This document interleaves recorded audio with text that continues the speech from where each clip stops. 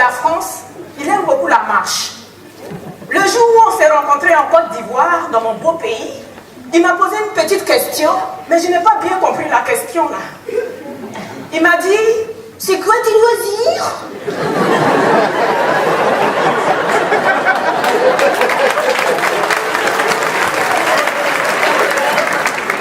Moi, j'aime la marche à pied. J'ai besoin de quelqu'un avec qui partager ça.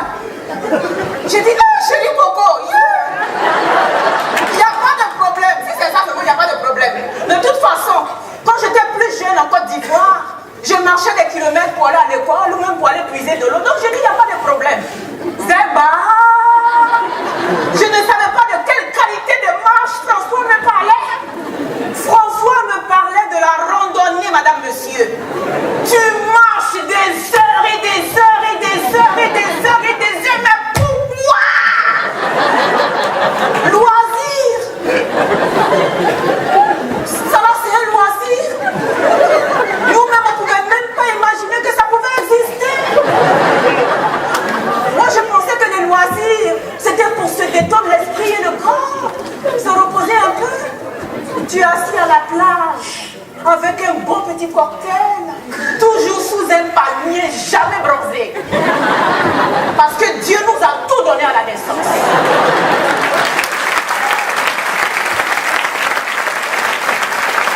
De temps en temps, tu vas dans l'eau, tu trempes tes pieds dans l'eau. Si tu es un peu courageux, tu laves ton visage. Un vrai Africain, il nage jamais. Mais qui est fou? Tu vas les faire quoi dans l'eau? Nous, on s'en fout de la mer. On ne sait pas nager, puis quoi? Mais, c'était pas ça un loisir chez François. Pendant que mes copines étaient dans de belles voitures, les 4x4, les décapotables, François, il est allé m'acheter une grosse paire de chaussures de marche. Vous vous rappelez les bottes de Goldorak? À mon tati, j'avais les bottes. Avec un gros bagage, il a mis sur mon dos, il a mis 2 sandwichs, jambon, fromage et puis plein pâté. Il m'a dit, tu veux voir? Ça fait du bien au poumon, ça. Donc, à mon tati, sous le soleil d'Abidjan, à 30 degrés, j'ai commencé à marcher à travers les villes et les villages, San Pedro, Sassandra, Gagnoa, Bouaké, jusqu'à Ouagadougou. À cause de la chaleur, il a eu pitié de moi. Il m'a acheté un petit casque blanc, un short blanc, des chaussettes blanches. Vous vous rappelez des Tintin au Congo? J'étais la photocopie en noir des Tintin au Congo. Toutes les voisines sortaient du village pour se moquer de moi. Voici la marcheuse! La marcheuse du quartier. C'est le marathon, bien c'est la chasse au trésor. Ils ont emmené Pété Express jusqu'à Abidjan ici. Déjà elle est noire, elle va devenir grise. Ça va prendre des aubergines et puis elle fait des choses comme ça. Si c'est ma fille, je vais la chicoter. Ça va sortir de son corps. Ça c'est un esprit mauvais, un esprit d'esclavage. Marcher pour marcher, marcher pour marcher, marcher pour marcher.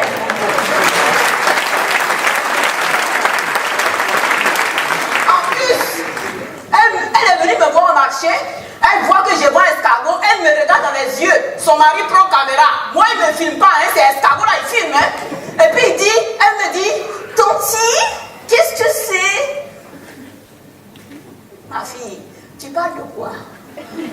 Mon chéri François, il veut savoir comment ça s'appelle. Parle à la caméra, s'il te plaît.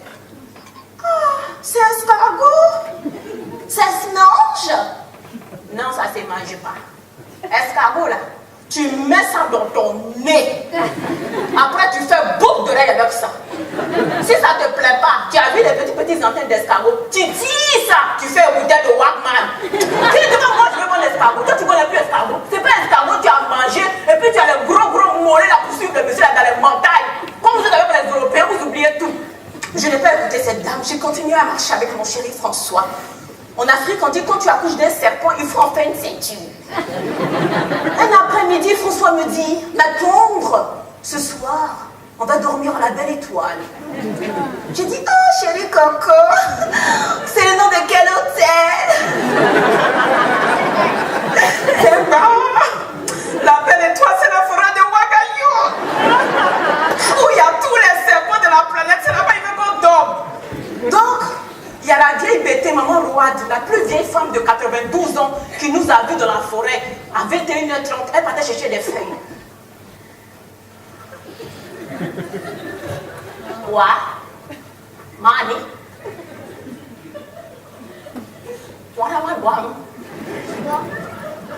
Vous faites quoi dans la forêt là? La vieille, François et moi, nous voulons faire un avec la nature en fait.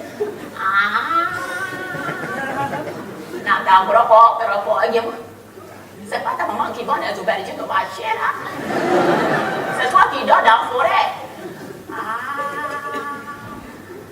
Si tu vas, je salue ta maman, hein, si tu es encore en vie. Les enfants d'aujourd'hui deviennent sorciers vite, hein.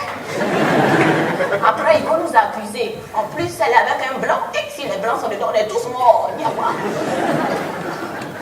Et finalement, au bout de plusieurs années de marche, François m'a épousé, nous sommes venus en France. J'ai dit, j'ai gagné, oh. Je suis à Paris. Mais je n'avais pas gagné du tout. Quand je suis arrivée dans la maison de François, je m'attendais à aller vivre à la Tour Eiffel, à la place Vendôme. Mais vous savez ce que j'ai vu dans la maison de François? Est-ce que vous savez ce que j'ai vu dans la maison de François? Je vais vous dire. Il avait les cartes de toutes les forêts de l'île de France. Forêt de l'île Adam, forêt de Montmorency, forêt de Rambouillet, forêt de Fontainebleau. J'ai dit oui, Amoutati, welcome to Paris. Tu n'as pas fini de marcher. Donc tous les matins, Doudou, Bonnet et Chac, à nous aller dans les bois. Il me dit tu veux voir, ça fait du bien au poumon, ça. C'est pas les randonnées d'Afrique. Hein. Respire et ouvre tes narines. Je dis je n'ai pas besoin, mon nez est déjà propre.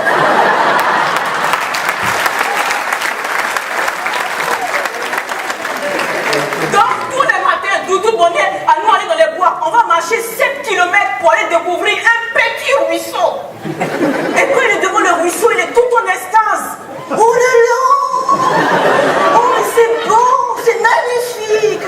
Je dis, oh, c'est joli, c'est joli. Ça coule, hein, ça coule.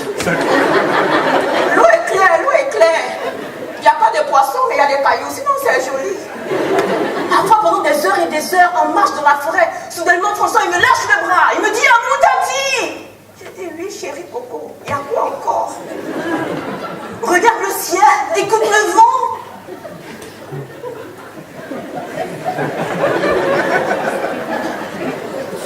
J'entends pas.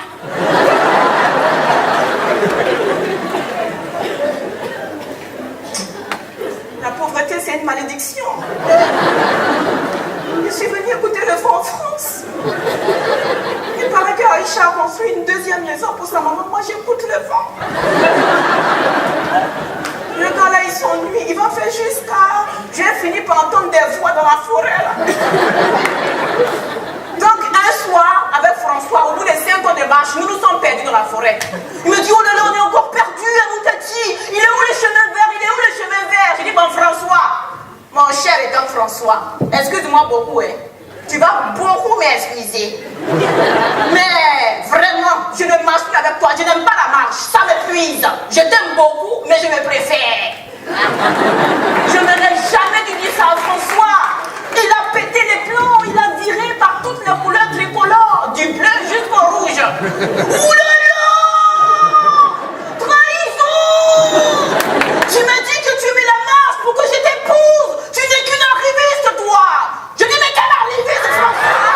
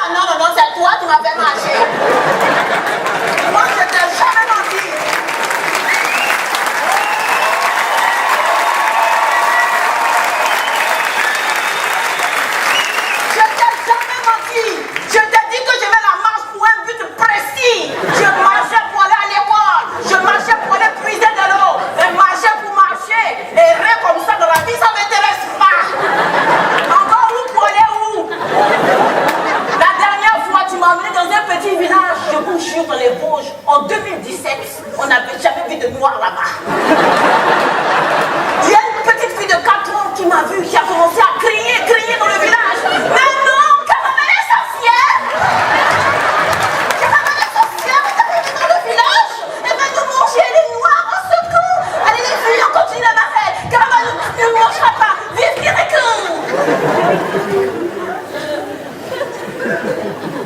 Idiot, tu te rends pas compte, Aboutati, je t'ai amené dans des points les plus beaux. Il y en a qui donneraient père et mère pour être ici, bon sang. Regarde, regarde. Et là, il m'a montré la statue de Jean-Jacques Rousseau. C'est ici que Jean-Jacques Rousseau a écrit le Pygmalion. Je dis, on connaît pas Jean-Jacques Rousseau. Il est mort parce qu'il était tout la journée dans la forêt. Je m'en fous. Il m'a dit, tu connais rien. De toute façon, toi et ton peuple, vous n'avez aucune culture. On ne peut rien faire pour vous. J'ai dit, François, excuse-moi beaucoup. Tu vas beaucoup m'excuser.